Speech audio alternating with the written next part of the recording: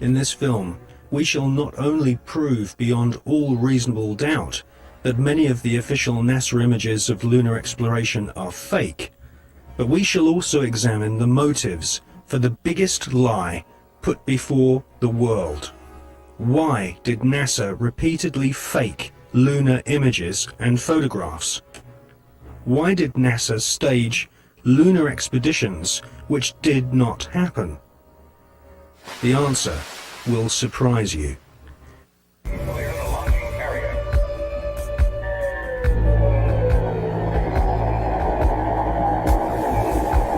NASA spent gigantic sums of money during the 1960s, but most of it was spent on the ground, not in space.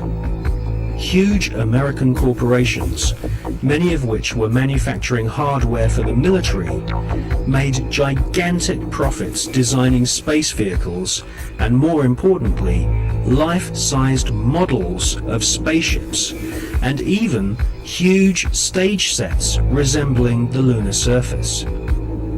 Someone in NASA had realized that after taking billions of dollars from the American people, if they couldn't make it to the moon, they would fake it to the moon.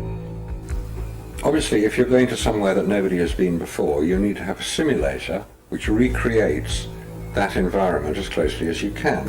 If you're going to the moon, you recreate the surface of the moon. And here we see a section of the lunar surface created. It's about 30 foot high, 30 foot long, 35 foot long.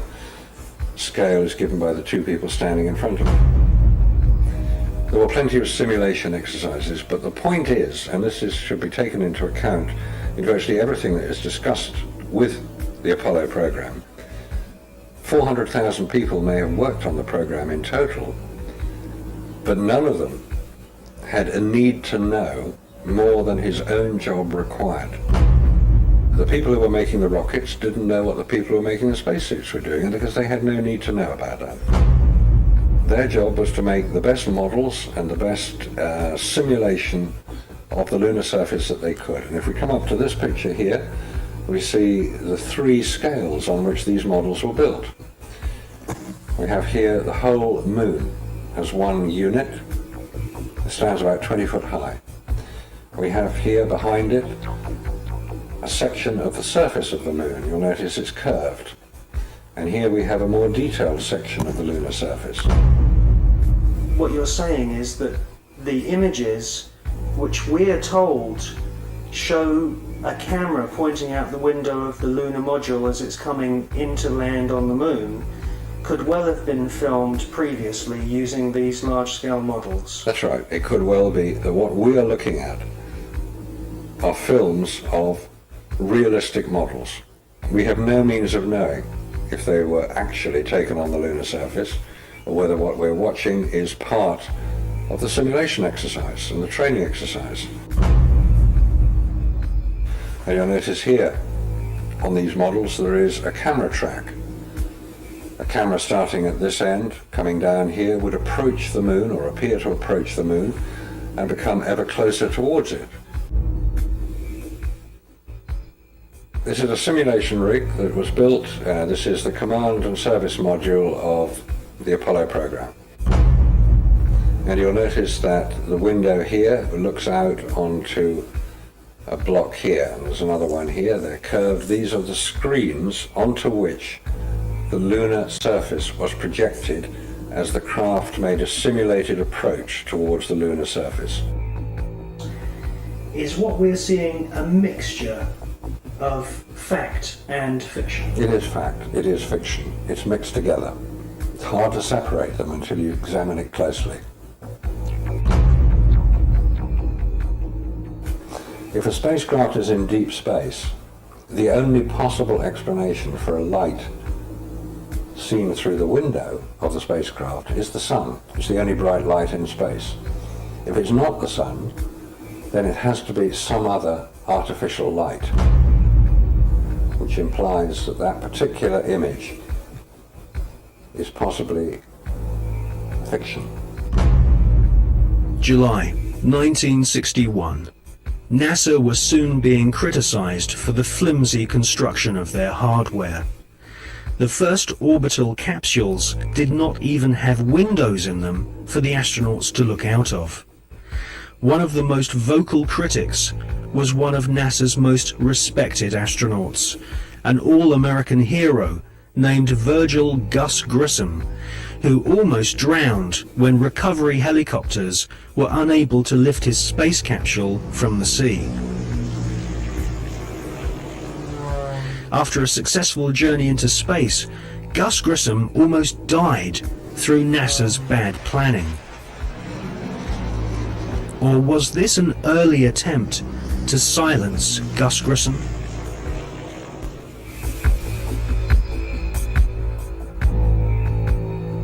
The prototype lunar module, known as the LIM, had serious stability problems.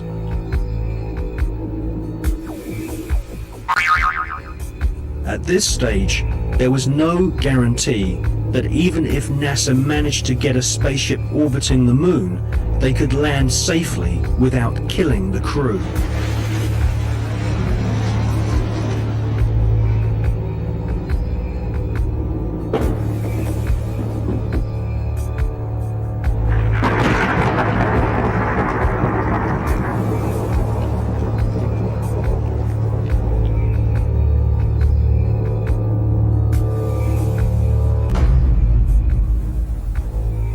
Could the footage which we see of the LIM approaching the moon be filmed in a TV studio?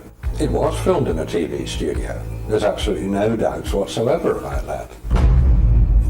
And the way that this film was created was by the use of models. There's nothing secret about the models. They exist. You can go and see them today. The models were very lifelike, very realistic. There is one that is a life-size model. It's in Flagstaff in Arizona. It's 2 miles long, and it's an exact replica of the Sea of Tranquility. The photographs were used to create from those images the replica of the Sea of Tranquility, so that if it was flown over in a helicopter, it would appear as if it was a spacecraft approaching a similar area to land. So yes, all the scenes of the lunar surface were filmed on Earth. That time we really nailed this moon thing once and for damn good. So there'll never be any argument again. Look, if you got in this little capsule here and you spent 2 weeks in that little capsule, 3 people. Now you have to breathe and shit and drink and eat something to stay alive for 2 weeks. Now the rest of the body of the thing is full of all sorts of tanks and things. They look like they've got some access in the middle from the diagrams that they throw up. But as we know, nothing ever looks the same anyway. There's quite a bit of diversity if you look around in the images that are put up. And here it looks like he's got a wealth of space inside, but if you look at other diagrams, there's not much space at all. And look at that well-lit look. We've come to expect that from certain angles. They've just got things built up on one side they stand against, etc. We know this. But for people who don't, look at the size of these 2 things, right? And they're supposed to eject themselves out of the rocket. That's right, they come out of the end of the nose cone of the rocket and spin around and join up and all sorts of what have yous. It's quite a complicated looking exercise, to say the least. But the thing is, even if you put some people in this little thing and put them out in the Mojave Desert for 2 weeks, right, and gave them, very little provisions that could be stored in, just a teepee like that, and all their piss and shit in there, the logistics are a nightmare. They would get sick very, very quickly and very sick. It's just not feasible, you see. Humans need a little bit more space than that. And they never presented us with enough space to really accomplish anything that would be like this. But I challenge that space and the moon and that aren't what they're saying anyway. That we've been led totally down different garden paths here. But irrespective of that, just by their science and what they claim, it's big logistics nightmares. And none of the images, as you can see, really look like anything better than the Thunderbirds. That's right, you compare this with a Thunderbirds image. See, what I'd contend to you is not only if you put 3 people in the Mojave Desert and you flew them in a rocket there and back, that would be impossible. Even if you dropped them off on the back of a truck.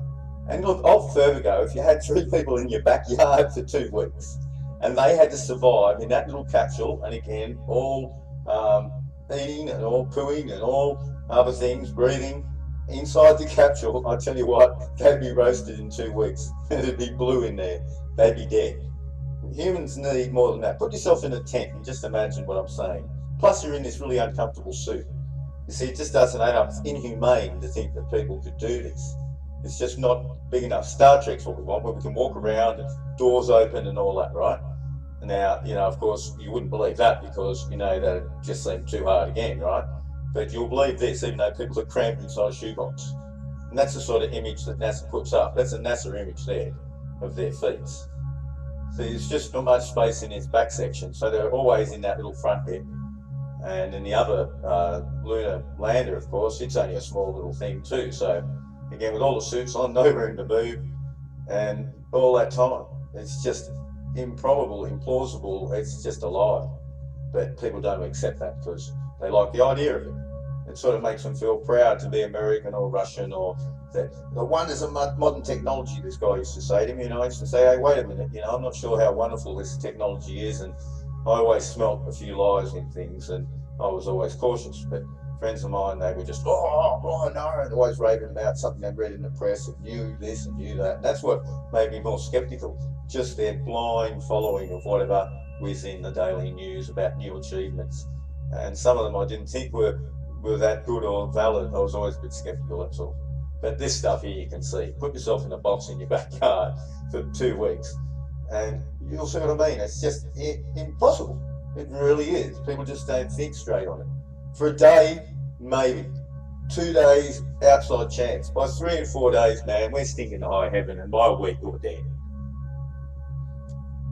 And then I want you to add on to that you're travelling at these big speeds and getting injected up in a rocket. It's not just like getting dropped off by the truck in the backyard or in the Mojave Desert, wherever you want to name, on top of a mountain. This is got a trip involved as well. So you've got to add that factor. And when you come back, you could roll around, couldn't you? Like the other thing that I was showing you, the booster rocket certainly has a few spins. So just that idea, just from the height of 100,000 feet, say you can go that high, and if you're falling and spinning, it wouldn't be healthy to be inside. Just go and watch the Chinese landing of the ball and how they drag the ball there anyway. But the impossibility of what they show in China, and that should show you the Americans just a little bit better.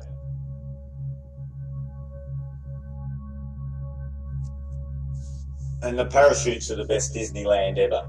Now, if this thing was really falling at the high velocity it would be, even from 80 or 100,000 feet, and these 3 parachutes are going to pull it up, the weight of 3 men and all that metal, it's going to have some inertia about it. And where do the parachutes get stored? Where do all the cables and that get stored? Come on now, look at the scale there.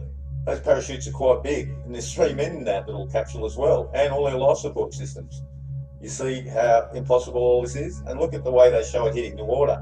That's not that much better than the Chinese, mate. That's quite a whack. So that's your reward. You die on hitting the ocean. I mean, at the end of the day, the ocean's like concrete. Look at the size of the splash and everything. You'd be dead inside from a splash like that.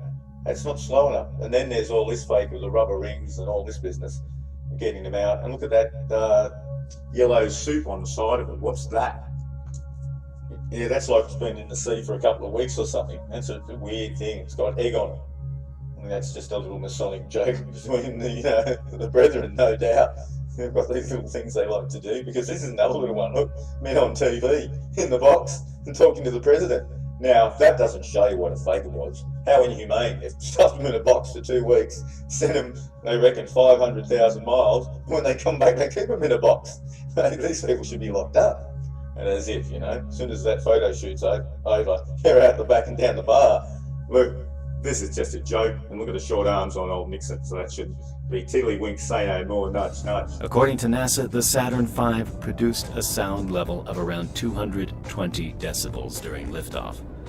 If you were in close proximity to the engines, it wouldn't just rupture your eardrums, it would kill you.